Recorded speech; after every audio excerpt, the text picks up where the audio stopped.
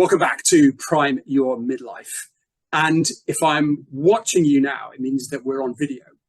Or if you're listening, it means we're on podcast. But I'm going to try to help you today with the assistance of Ashley Griffiths over here, overcome the fear, anxiety, or complete debilitation around video and communicating on video, turning up on video, and being authentically you on video. And I've got Ashley Griffiths here, who's a bit of a specialist in this subject. Ashley Griffiths, welcome to our video and podcasting environment today. Thank you so much for having me, Chris. Absolutely awesome to be here and to be talking about videos. Well, it is a opportunity in many ways, but also, as you know, it's an opportunity for people to get very anxious and very scared because, well, why do they get scared, Ashley Griffiths? What happens when people look down this camera and just think, oh, can't do it? Well, it's weird. First and foremost, it's, as humans, we're used to talking to people. We feed off non-verbal cues. We're constantly looking for that in our surroundings. And then all of a sudden, you get on camera and you haven't got that. So you've got this piece of plastic and glass in front of you. And you feel like, or at least your mind's going to tell you, I know mine used to, this is weird. I'm talking to myself. So that first off can be a big block. And then the second, and this is probably the biggest, is what happens after you've recorded. And you play it back. And you look at yourself. And you hear yourself. And you start questioning, do I really sound like that? Do I really look like that? Oh, and it could be so much better. Oh yeah, it needs to be better. So then you record another one and another one and another one and another one in this endless search for perfection that leaves you feeling frustrated and sometimes needing a new phone because you've thrown the one that you've got out the window. Well, fair enough. But I guess the challenge back is, well, what's the point? Why should we even turn up on video? And I couldn't help but reading some of your posts to suggest that video gets a lot more traction, or it has a lot better resonance, or even the algorithm likes it more than that. But can you help us understand why this medium of face-to-face in-person video is more effective by way of communication or sales or just general customer retention? Okay. So when it comes to videos, we engage, as a viewer, we engage more of our senses. We actually get to see you, hear you, and we also get those non-verbal cues that tell us so much. Whether we can trust somebody, whether they are literally making up a load of nonsense, whether they believe what they're saying. We can pick up all of this. Just being aware when we see someone. And it has a benefit over text-based posts, carousels, your beautifully immaculate professional headshot that you've got on your profiles. Because when we don't hear people speak, when we don't hear them, when we don't see their face moving, we immediately, as humans, we need something to hold on to. So something that enables us to make connections in our head. Can I trust this person? Is this person true? Are they an expert? Are they not? So immediately we start creating this mental image of who they are, how they sound, what type of life they live, that they've got all of their stuff together, that they are the best coach in the world. And as you know, on social media, people can be very economical with the truth, and to the point sometimes of not using any truth when they build these avatars. And when you factor in other things like selfie filters, AI, all of this stuff, it's hard to know where the human begins and the avatar ends, and vice versa. It's really hard to see that. And as you know as well, there's loads of fake profiles out there. There's loads of people that say they can do something when in fact they can't. So when you actually get to see somebody, there's nowhere to hide there. It's that person, it's you on camera, letting it out, saying whatever it is that you've got to say. And that is a powerful differentiator for you, especially on a platform like LinkedIn, where not many people do it still. What about, I mean, I confess, I've done this a few times where you've gone live and you've just thought, oh, I'm going to really be authentic and I'm going to go down live, whether it be on a Facebook or an Instagram or a LinkedIn. And then 10 minutes later, you just think, oh, that was just so awful. I can't believe I lost my thread. And I started umming and ahhing, and then I waffled on, and you just press delete. No, that's it. I can't face it. I put all that work in, but I'm just going to delete it because I'm just afraid of, I don't know what I'm afraid of, but I just need to delete it. Okay. How do you get people to go past that fear of whatever the fear is? Okay. So when it comes to a live, when it comes to anything, that temptation is strong to press that delete button. I mean, I still have it now, and I've done thousands, probably tens of thousands of videos now. And every now and again, it's like, oh, did I, the voice kicks in. But the thing I always say with anything that you put out into the world is leave it there. Once it's out into the world, just leave it there. It's doing its thing. And from a personal point of view, it acts as a milestone, a benchmark, call it what you will.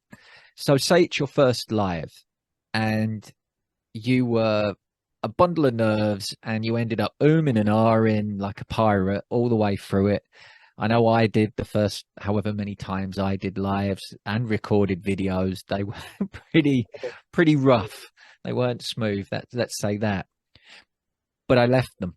I left them there. I left them online, and they're still there if you have the time and the inclination to go and find them. And the reason I say to do that is because, well, there's two reasons. One, for you on a personal level, you can then go back and compare yourself with who you are now, with who you were a week ago, a month ago, a year ago, because you would have improved by virtue of the fact that you have still kept showing up. You will have improved. You may not even notice it until you compare the video you did this week, where it was great, your passion came out, you felt more natural on camera, your personality was there, versus the first one where you were doing an impression of a statue or reading the news, So it's natural. You will make that progression over time. And it's really worth checking in with yourself, as opposed to comparing yourself with somebody who is more natural on camera like myself, or a video expert, or a influencer that's been doing it for years, maybe even might have training, specific public speaking training in this. Compare yourself to you, where you were with who you are now. And the second reason is when you're putting out content, there's a reason that you're doing that. And you're doing that to maybe add value to your audience, to let people know of an offer, of a promotion, to let them know of some upcoming event, to break down something that people need to hear. The question to ask is, did that add any value?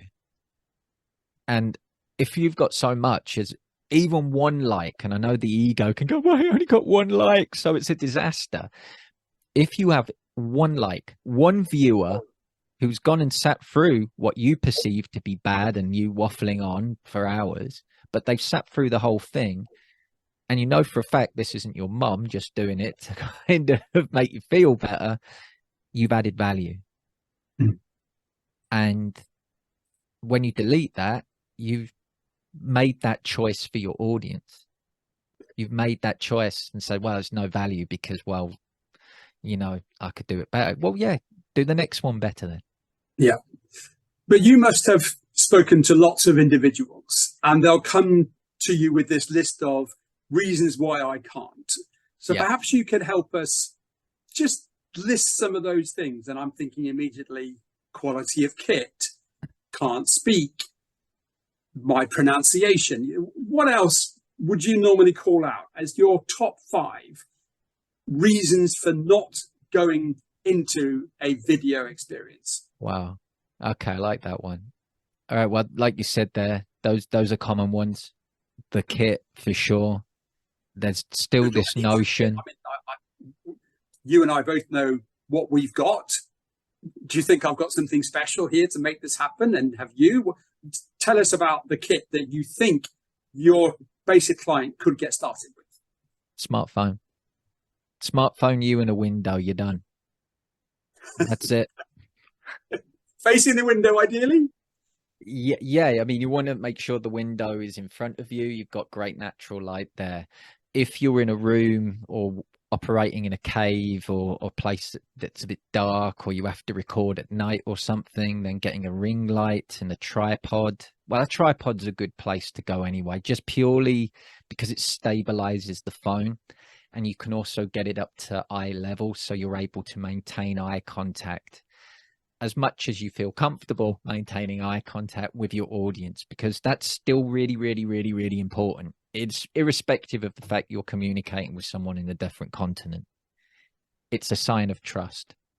Yeah. So, and plus people don't want to look up your nose or get seasick because you've had about 20 espressos that day. And you're making me very self-conscious at the moment of making sure that I'm down here. I'm not thinking about my gappy teeth, and you're making me feel very self-conscious today, Ashley.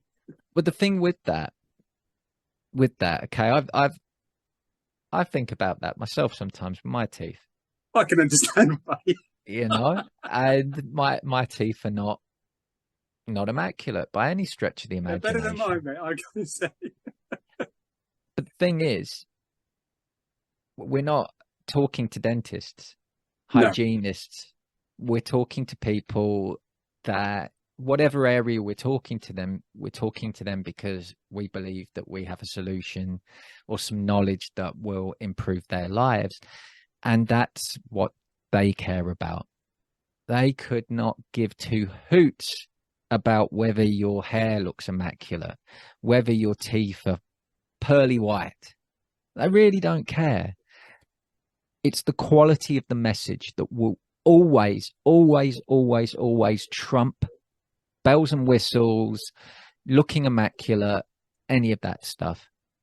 That bit is simply not important, but it is something that people get hung up on.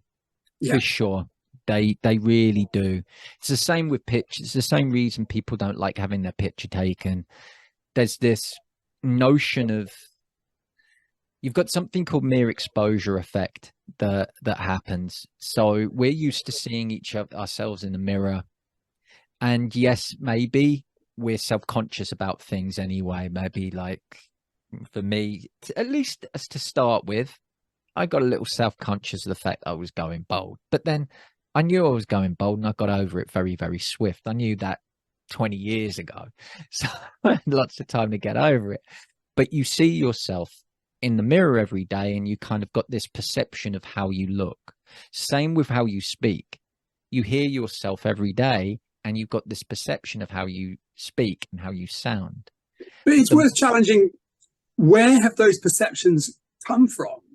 It's not something we were born with, to think, oh, I must be scared of my teeth or my nose or my hair. So maybe you can just help unpack the brain as to how we've become to think about these learned experiences of falseness, or our fragilities of what we perceive to be our problems, as opposed to just going, well, I am 100% unique because I am me, and there is nobody else like me in the world. Which I love, and I wish more people celebrated that fact. But that's the nature of the world we live in. You know, we're surrounded by these messages on a constant basis about the fact that there's something wrong with us. that we need to get our teeth whitened, straightened. We need, as men of you know, in his 40s, go get a hair transplant. It's all ego, ultimately, a lot of that stuff. And it's all just good marketing. It's that believing that you need something when in fact you probably don't. You know, having hair in no way, shape, or form impacts my ability to breathe.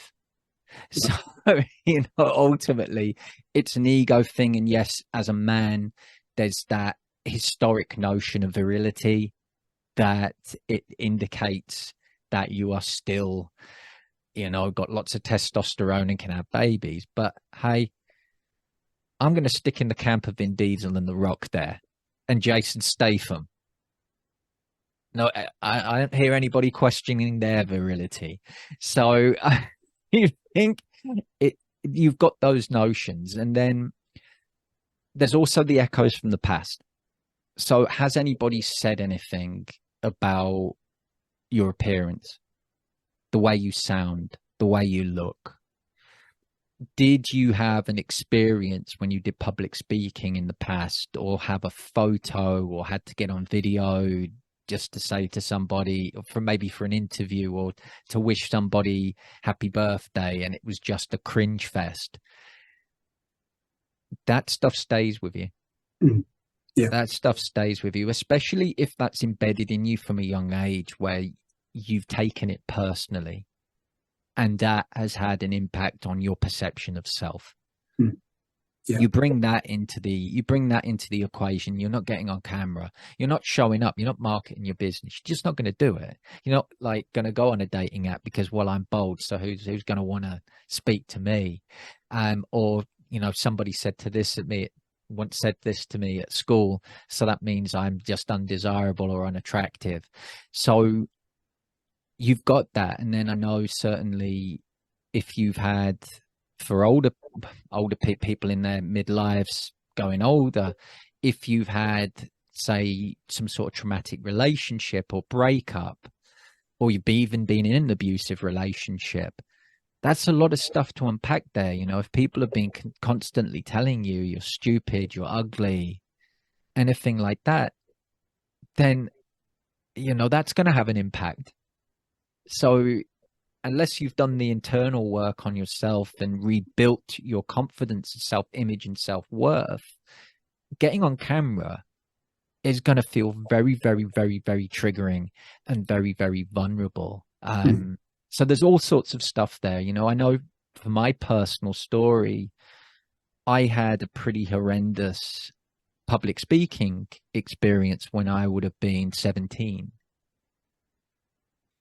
And that, certainly for 17-year-old boy, in terms of our image, the hormones, all of that stuff that goes on there, it was damaging. People laughing at me physically, and they did. Well, why did they laugh? Can you just describe more about that?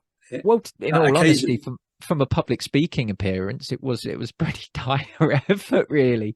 You know, in all honesty, now that I know how to do public speaking. But the thing is, I went on stage to do a speech. I'd been kind of coerced, and I'd written it. I was always good at writing, so I'd put together this speech. That writing when I was younger was my outlet, because I didn't really perceive that I had a voice, and a voice that was worth hearing. So I kind of I put this speech across to the team that I was with, and they were like, "Oh my God, Ashley, this is amazing. Oh, wow." You know, so all of that, you know, the dopamine hit, and oh, my life. And then they said, "Well, you're going to have to go and do it." I'm like, "What, me? But nobody's going to listen to me."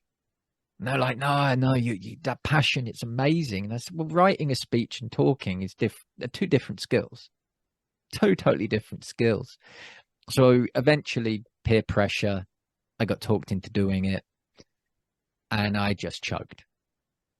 Absolutely choked. I made the mistake of looking out across the audience before I started and looked at the wrong part of the audience. With 17-year-old boys, we rib each other, the banter, the who's bigger man than the other one, you know, all that testosterone and hormones going around. It's like, so that happened. And the one thing I did do is before I broke a world record for speaking. I mean, I did probably a 3-minute speech in about 30 seconds. So it was just horrendous. I just wanted the world to swallow me up. And I took that into every public speaking engagement I was forced to do. And that's exactly how I felt. I felt forced and coerced through university, when I had to pitch, when I had to do interviews, any of that stuff, that was in the back of my mind. And then when I moved into teaching, then it slowly but surely stopped. But we have these stories, you know, I call them why not stories, because we all, you know, in business, we hear whys. What's your why? I'm gonna, if we can, I'm just going to pause that, because I just want to sort of keep the context of the thread in that. I'd like to visit how once we feel comfortable with the kit, the environment, and ourselves, how do we try to suppress that anxiety with some techniques that I'm sure you're going to help us on. But just coming back to that question of, well, what stops us? Why can't we? So we've got kit, we've got our own perceptions of ourselves. Mm-hmm. What else is coming up for you in terms of the client interactions you have and say, oh, no, actually, I can't because. What else is coming up? Okay. So usually there's a fear of judgment. There's a fear of the imposters there as well. Is actually anyone going to listen? Mm-hmm. Will anybody care? That's a massive one, because I think, again, going on social media requires a high level of vulnerability, and it can be triggering, again, if for reasons I mentioned earlier on. So those are two huge ones: the fear of judgment, the imposter syndrome, the location as well. That's something I hear all the time. It's like, well, no, I haven't got a fancy studio. Well, neither am I. I'm recording in a spare room, or I'm recording in the park. So maybe we can just help people get some comfort on the basis that you and I have both been podcasting. You've been podcasting on your espresso shot of coffee for how long now? The espresso shot confidence has been going just over, coming up to 18 months now. 18 months. So I'm about 24 months. Can we tell each other, how many times have you actually had a negative thought or a negative comment, piece of feedback that's actually stopped you in your tracks and just gone, oh, well, that wasn't very nice? Has that ever happened? Regarding the podcast? Yeah, but things that you've put out to the universe. Nope. No, equally the same. I've never had anybody, feel free to start now, I'm not really bothered, who said, do you know what, Chris, that was a useless piece of trash? No, I never had that. No. Same with the videos I put on social media. Yeah, maybe sometimes on TikTok, but that's a different beast. There's a lot of trolls there. And what you need to understand with that is it's never about you, ever.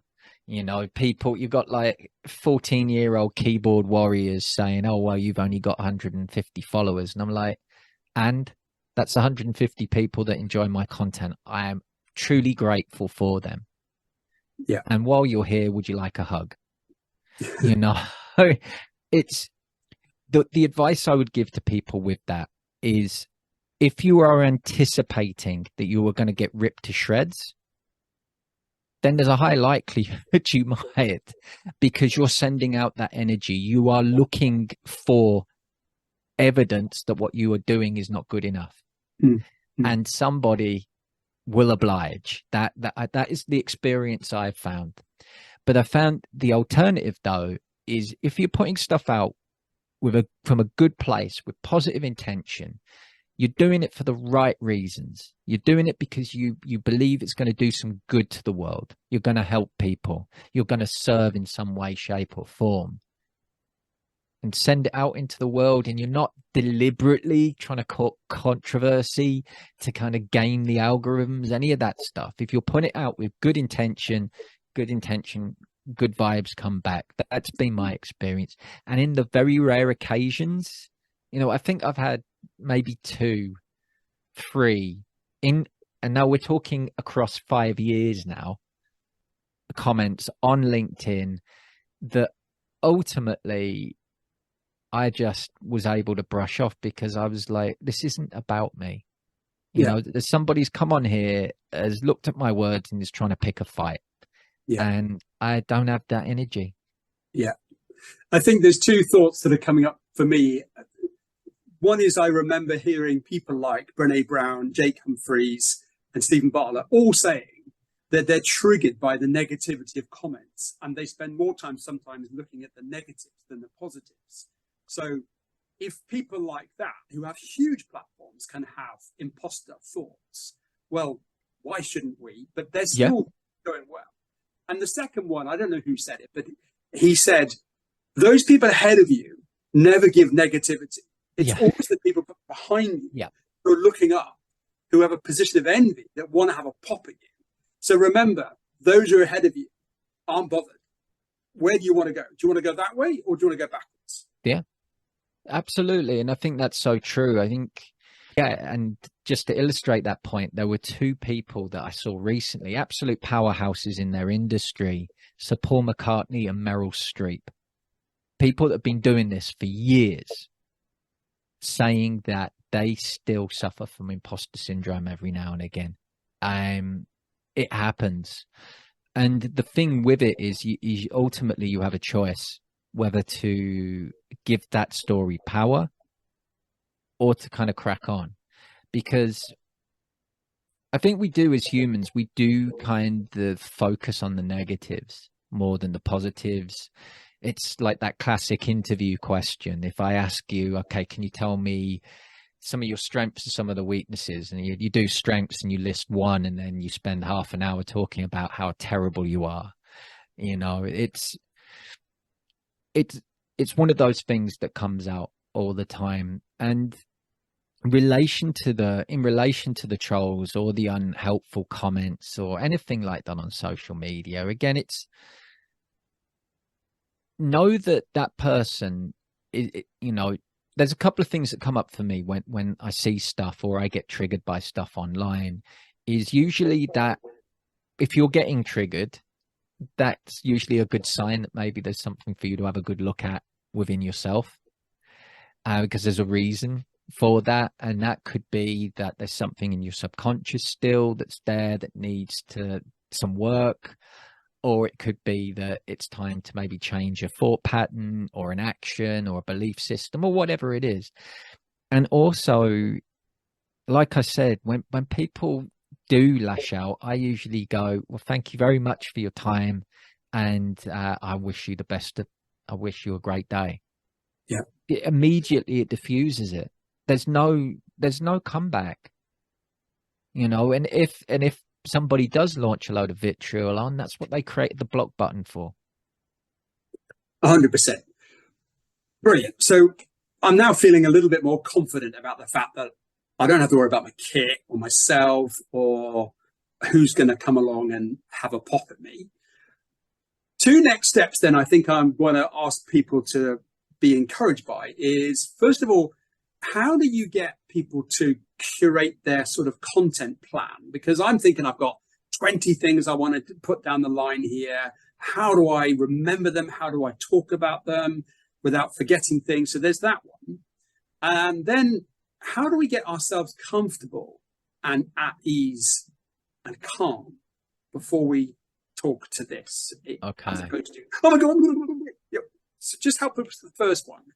How do you create your content, Ashley, so that over a 20-minute live or a 20-minute piece, which you do on podcasts, which I've heard you do, how do you put all that together without sounding like a robot?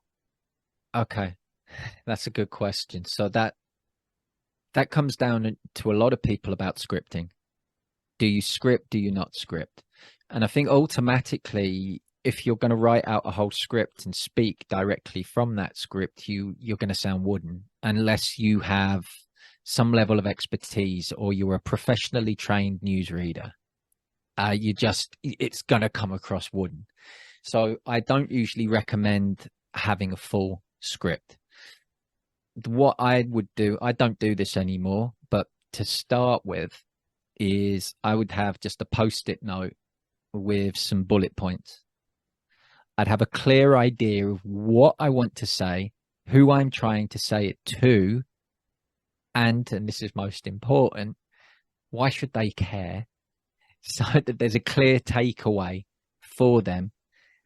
And then I would put on a post-it note, what is the hook, like the starting point? How am I going to encourage people to watch straight away? Then get straight into what it is I'm trying to say. So straight in, no fluff, no, oh, nice weather today, isn't it?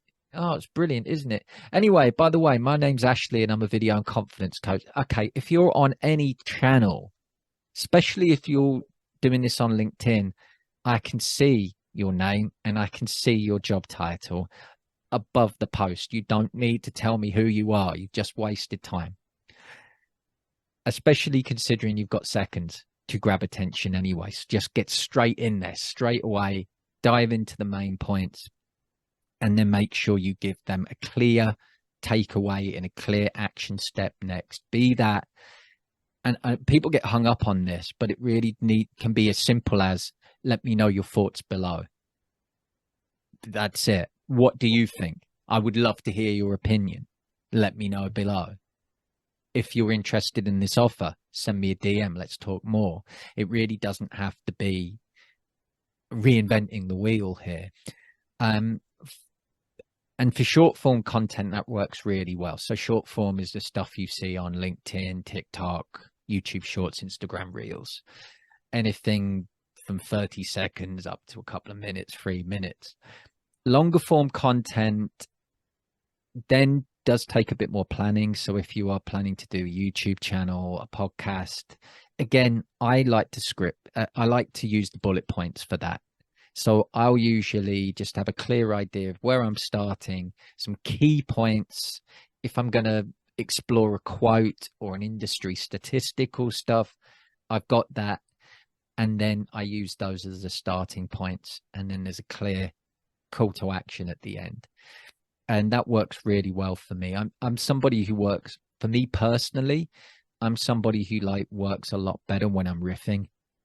I like the element of improv and spontaneity.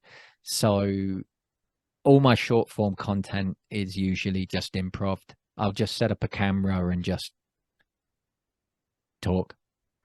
But for me, that's because of years of practice and knowing my style. So that's an important thing for you as somebody, if you're doing this for the first time. Play around with things, get curious, find the style that works for you. I'm not going to sit here and say you've got to do it my way, because my way just might not work for you. You may need to have a more clearer, concise. You might need to work everything out, maybe do a couple of run throughs before you go live so you know where everything fits. For me, I do that, I get wooden. But for other people, that gives them like a crutch, something to hold on, some foundation, some structure. So there is no definitive answer to that. There's some really nice tips there. And I have to confess, I've often had little post-its stuck underneath the camera lens.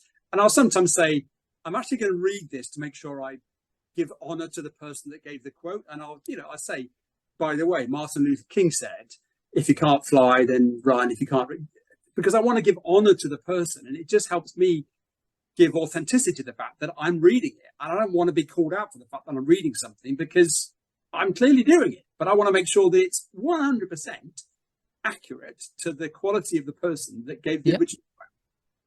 Well, again, the thing with it, Chris, if you're doing anything like a live or a podcast, anything like that, where you're not going to be majorly editing it, nobody cares.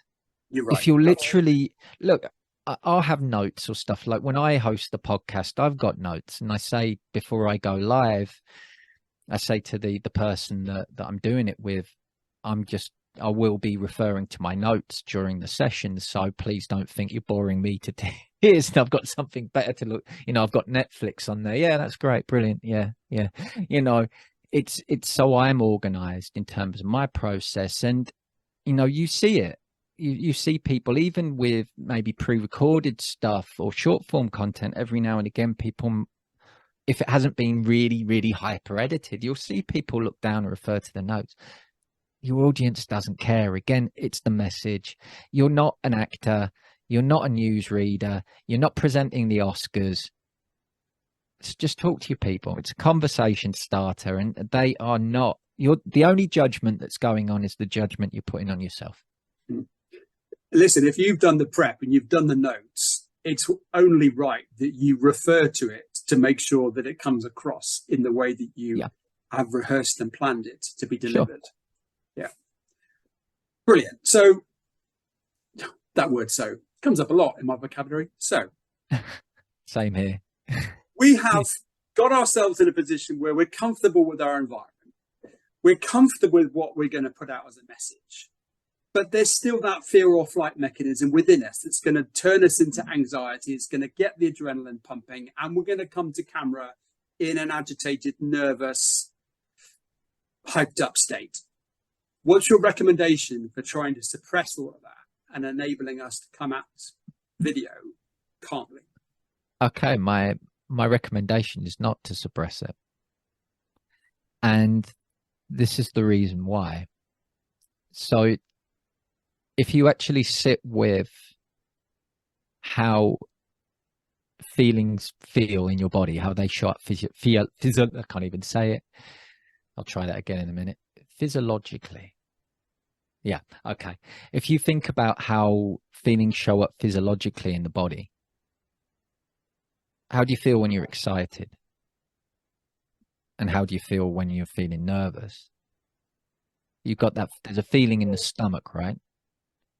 Maybe your nerves are a little bit, your hairs are standing up on edge. Maybe you're hyper stimulated, you're aware, you've got a bigger sense of your surroundings, you're very, very focused. So physiologically speaking, excitement, anxiety and nerves, there's not a lot between them in terms of what's going on.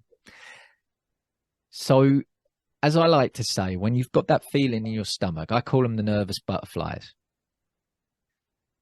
I like to talk to them before I go live, before I do a speaking performance, before I do a pitch, before I do a sales call, whatever it is, when they're there. I like to talk to them and I'm going, you're excited, aren't you? You're ready. You're pumped, aren't you? And you just feel this buzzing energy.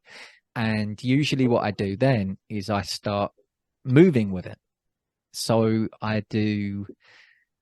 there's a neuro-linguistic programming tool called the Circle of Excellence. I've renamed it the Circle of Awesomeness because that's more on brand and it's more my sort of style. So I usually, what I do with that is I envision these butterflies kind of coming up and coming out and just spinning around, and there's rock music going on at the time as well. And I start dancing. And I'm enjoying, and all of a sudden I'm buzzing. I'm excited. I'm thrilled. I'm pumped. And I'm like, I am excited. I am so excited about doing this. And then I picture the person on the other side of the camera, whoever I'm talking to, whoever that audience is, whether it's an audience of one, whether it's an audience of many, whether I'm actually going to be doing a conversation with someone via Zoom or wherever it is, I see them. And by the time I press record or play or whatever, I've got a big grin on my face. It's like, hey, how you doing? And it takes care of itself. And I think it's also worth noting as well with that is, say you're anxious about something, say that method that as you're sat there listening to that, you're thinking, wow, I ain't dancing. That sounds a bit silly. So a more rational approach to that maybe, or a that doesn't involve dancing, because that's a whole other thing, is, well, I can't dance. Well, if you can move anything to music, you can. You are dancing. But one thing that you can do is think about a time when you were anxious or nervous, worried about an interview, the day you got married. Preferably choose something where it worked out really well on the day, but you were nervous before it. And you walked in with those nerves. And then the result was awesome. You smashed your presentation, you got the job, you had the best day of your life with your partner. Envision how you felt after those nerves had subsided and you were excited and you loved it.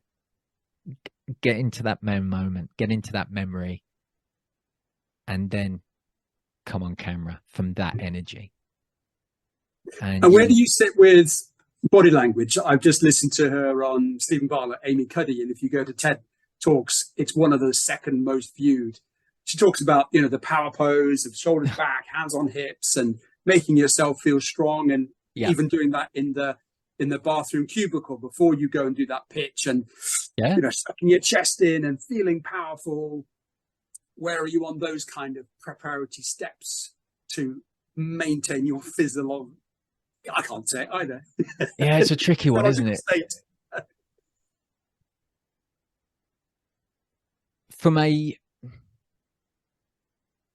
There is definite scientifically proven, and it does, from just a feeling point of view, it feels so much good, so much better when you stand up taller, when you feel a couple of inches taller than you would versus if you're slouched. If you're like, okay, I'm going to do this video now, it's all right, and you're defensive.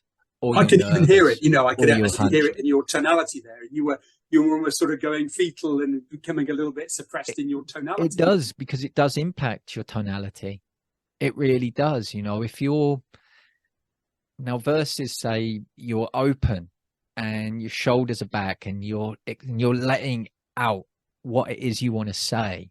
And this is a really important thing regarding videos, not just with preparation, but in general, and kind of comes back to an early question about, you know, preparing your content.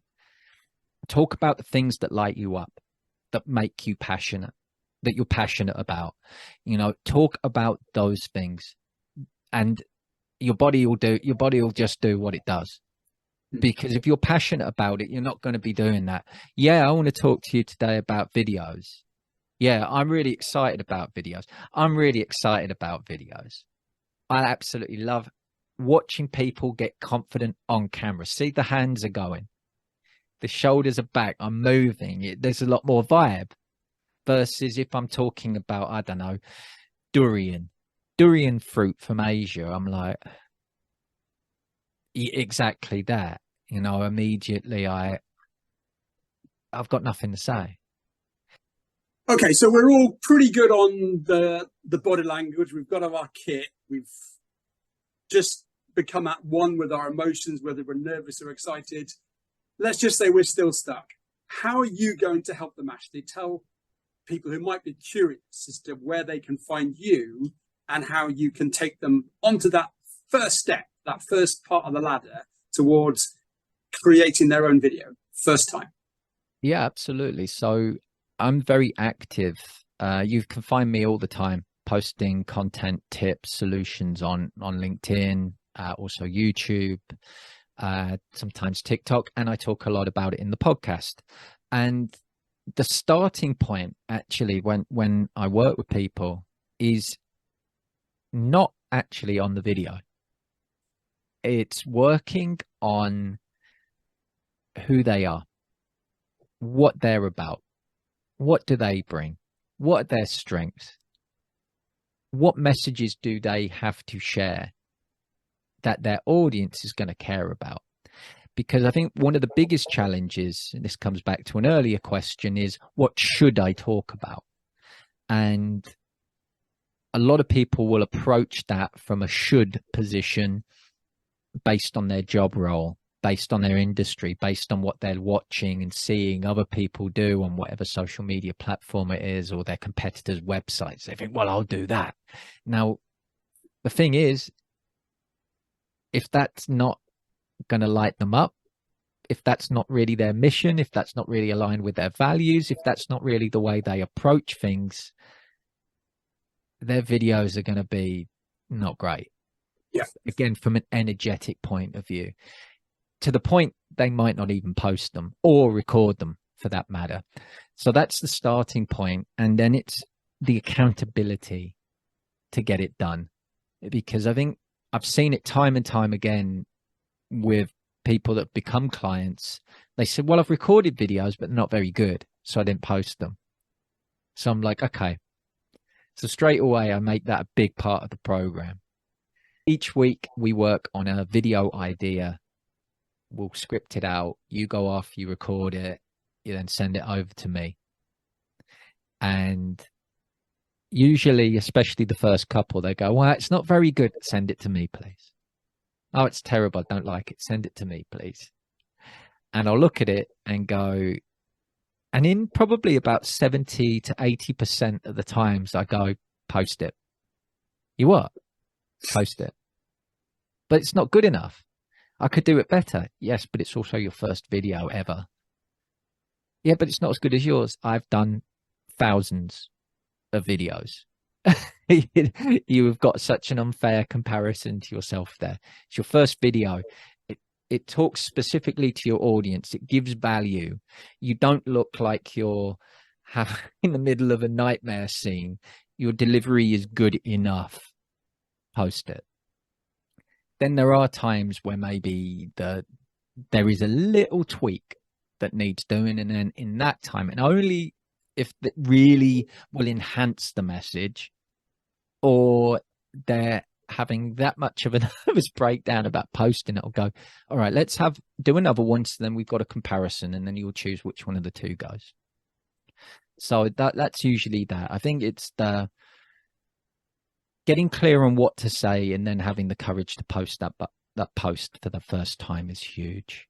Yeah. Because I mean, once you've got that first video done, as I'm sure you already know yourself, Chris, once that first one's out into the world, the second one's so much easier. Yeah, and they do get easier. It's like riding a bike. The first time you tried it, it was horrendous. But slowly but surely, your brain and mouth and body all begin to get comfortable with the fact, not comfortable, but they become more practiced, and practice sometimes leads to perfection. But if it's not perfect, it doesn't matter. It's gone. It's done. It's out. You know, for me, yeah, I always say it's practice leads to competence, which leads to confidence. And it's an interesting one with the perfection thing. That is another thing that stops people. They think they need to have the perfect take. It needs to be perfectly edited and all of that. It's social media. Nobody cares. Nobody cares. And even if they do, they'd have forgotten about it in an hour's time. Yeah. You know, that's why the message is so important. That's what they care about. What's in it for them? What can they get from your message? Does it enhance their life? Does it save them time, energy, money, stress? Does it make them laugh? Does it distract them from whatever drama or trauma or whatever's going on in their life at this moment? That's what matters to them. You having this perfectly edited video doesn't matter. Well, I'm going to let you just to think about 3 takeaways. And there could be 3 takeaways on how to be less shy on camera, or there could be 3 takeaways about life. You've been through some ups and downs, and I'll leave you to decide what you want those 3 takeaways to be. But if you're interested in Ashley, you can find him on Ashley Griffiths LinkedIn, and I assure you he delivers a lot of value. So ring his bell on LinkedIn and you'll see his content come up more loudly. He has an espresso shot of confidence, which is his podcast. He has a personal post each week, and then he has kind of a content post. And then also you can find him loudly and proudly on YouTube, loudly and proudly. But I'll put all those notes in the notes down here somewhere, or on the YouTube down there as well, when you're watching or listening. So back to you, Ashley. What are your 3 takeaways that you're going to inspire us with, or challenge us with, for life or being less shy on camera? Okay, so just generally in life, the one thing I always say to people And I invite you to think about is, if you have a message that you know can save somebody time, energy, stress, trauma, you have a responsibility to share that. I call it a moral obligation almost to share that. And because they need to hear that. And by virtue of you going first, by virtue of you being vulnerable, of you, to quote, and you mentioned her earlier on, Brené Brown, for you to dare greatly, you are doing a massive service, huge service for that person. And yeah, in some cases, you literally change somebody's world and save someone's life in some cases, as they know it. So that is a big one. In terms of videos, see videos as a conversation. It's the same as if you're in a room with somebody. It's the same as any medium. You are getting your ideas from your head out into the world. If you do not get them out of your head, you are gatekeeping that knowledge. And I have absolutely no idea who you are and the value you can give. And I'm going to go to one of your competitors. So get it out into the world. It's somebody, again, to echo the first point, somebody needs to hear it. So share it. And don't worry about all the bells, whistles, looking amazing on camera. Think about, how are you when you are normally talking to people? So if I was to meet you for a coffee, if I was to get on a Zoom call with you, if I was your client, how would you be showing up? How do you feel at your best to be able to deliver those coaching sessions, to come and have a cup of coffee, to walk outside your door?